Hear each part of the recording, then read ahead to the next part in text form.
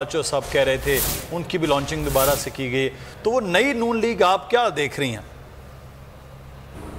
ये नई नून लीग जो है वो पुरानी नून लीग ही होगी, जिसका रीस्टार्ट का बटन ऑन हो जाएगा, जो कि आपने देखा होगा फैसला आने से पहले ही ऑन हो चुका है। जो मरियम नवाज साहिबा की ट्वीट्स आप देख रहे होंगे, इन लोगों की प्रेस कॉन्फ्रेंसेस आप देख रहे होंगे, इन्होंने जजेस पर तनकीद शुरू कर दी, अदलिया की तरफ अपनी तोपों के रुख शुरू कर दिए, इदारों को मुतनाज़ बनाने का सिलसिला एक बार फिर से शुरू हुआ चाहता है। ये जो रीस्टार्ट का बटन दबा दिया जाता है, ये इनका पुराना जो रूप है वो नजर आ जाएगा बहुत जल्द आप लोगों को। अभी जो पीएम हाउस में जो इजलास होगा अदालती फैसले के बाद, अब ये लोग एक फैसला करेंगे कि हमें अब ये फैसले के बाद, क्योंकि पीटीआई की जीत इनसे बर्दाश्त नहीं होगी, अपनी हार अपनी शिकस्त इनसे बर्दाश्त नहीं होगी, इनको तो अपनी मनमर्जी के फैसले चाहिए। इनको तो 90s का दौर लगता है, जब फैसले दिखवाए जाते थे, बताए जाते थे, डिक्टेट करते थे ये लोग, मतलब ये हुकूमत में रह के इस तरह के फायदे उठाते थे कि जज हजरात को बताया जाता था कि हमारी मर्जी हमारी मंशा के मुताबिक फैसला हो। अब ये वो दौर तो नहीं है, तो 2022 है, अब तो लोगों को भी बड़ी समझ आ चुकी है। अब ये आप देखें कि ये अब जो फैसला आएगा, इसके बाद ये फैसला करेंगे कि हमने अपने बयानिए को मजीद सख्त कैसे करना है, हमने दारों पे तनकीद मजीद कैसे करनी है,